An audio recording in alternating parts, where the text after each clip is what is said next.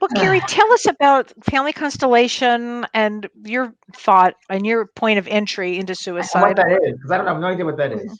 So, family constellation therapy was started. He was actually a German psychologist. So, it started, I think, around like the mid 90s. So, he grew up in Nazi wartime Germany, really struggled in his youth with belonging and not knowing his place. And then he went to South Africa and studied with the Zulus for 20 years and figured out that they weren't struggling like we were.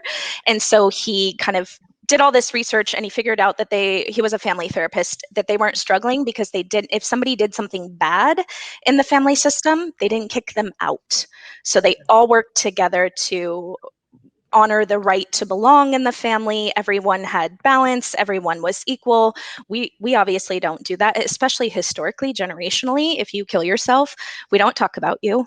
We have anger, we have shame. It's that way in family systems for addiction also. And so family constellation goes, I always tell people it's kind of a complicated theory, but it really goes to the heart of trauma, kind of unkinks those hoses where they've been kinked generationally, and it gets you moving forward.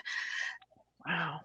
Now, would you say a family constellation is like family ancestry? Like it happens in one generation and the other generation, the other generation? Okay. Yep. So it really goes to unkink the hose in terms of inherited generational trauma. So how many generations? Yes. Sorry, Kelly.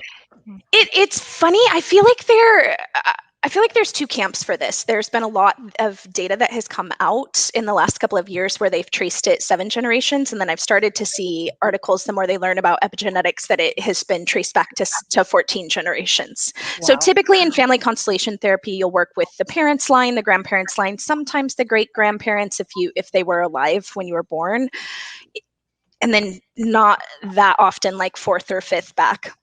So you were telling me a story, I think it was yesterday, Carrie, a couple of days ago, where you had a client whose great grandmother or somebody had completed suicide in a certain way, and that the other person, young, did the same thing. Like huge generations difference. Yeah, it was 2 generations. So it was her great granddaughter. This client came, she was in my office. She was telling me this wild story that it was kind of a fable in the family system.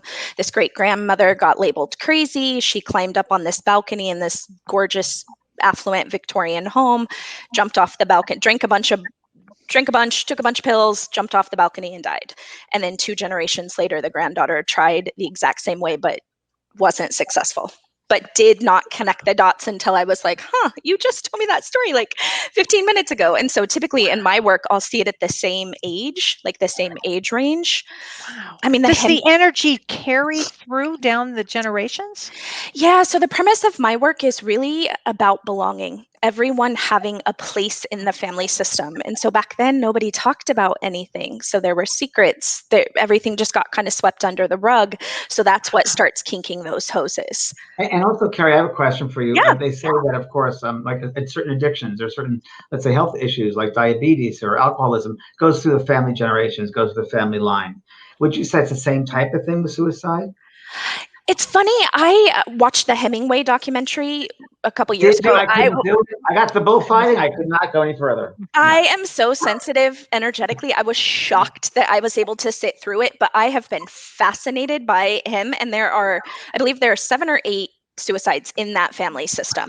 Wow. But in the documentary, the granddaughter just kept saying, nobody talked about anything. Nobody witnessed the addiction, the war trauma, the pain, the whatever. And so it just kept getting passed down and passed down and passed down. Wow. 7. So it seems like, that famous saying, and forgive me, I'm paraphrasing, the sins of our father will be on the children. And I find that to be very, very true for the spirit world. And Kelly, we've talked about it when the mother, let's say, won't forgive the drunk driver that killed the son and won't forgive, that whole life won't forgive, that'll be passed on to the next generation. That sense of not forgiving, those lives will be blocked energetically. Right.